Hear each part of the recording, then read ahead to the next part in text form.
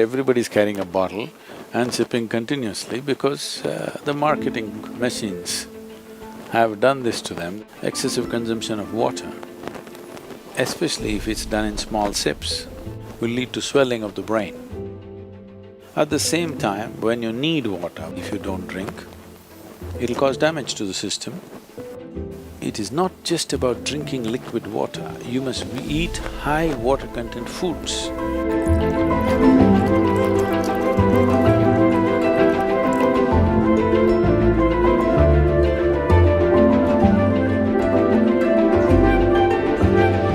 If you don't feel thirsty, if you don't drink water, nothing is gonna happen, you're gonna be fine.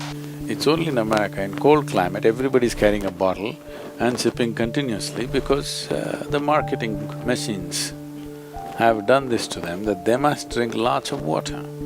Excessive consumption of water, especially if it's done in small sips. Body absorbs, when it absorbs the sodium levels, which are very delicately balanced, will drop.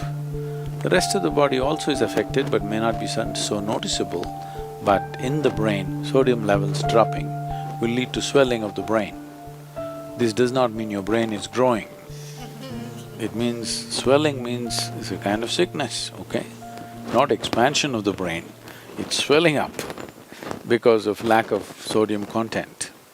So because there's not enough sodium, more water goes into the brain, trying to supply the required sodium to keep the balance. So more water in your brain means you will slosh.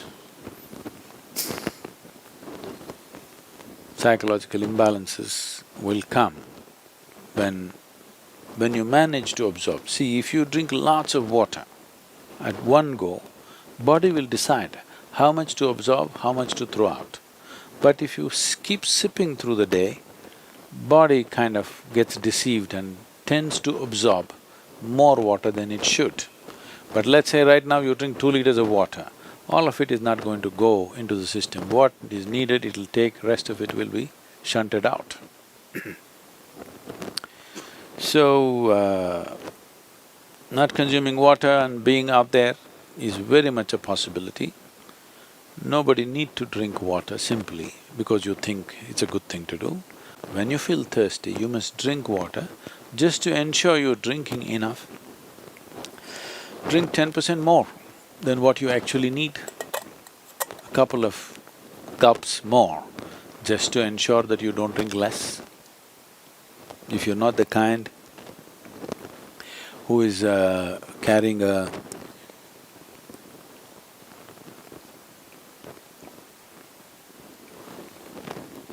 water bottle with you every minute of the day, then it's good to drink little extra water so that when the need comes, you have a certain amount of time before you can drink, that it's not an emergency. At the same time, when you need water, when you're thirsty, if you don't drink, it'll cause damage to the system. I would say, this may be very controversial, the medical fraternity will for sure protest on this, but they will come to it after maybe 20 years or 30 years. I would say if everybody consumes good water in sufficient quantity, 50% of the heart attacks in the world would come down. The damage to the heart is immense when the water that is needed is not there in the system. But when I say water, it is not just about drinking liquid water, you must eat high water content foods. If you eat a fruit, it's nearly 90% water. Vegetables and other things are over 70% water. Minimum 70% water content must be there in the food that you eat.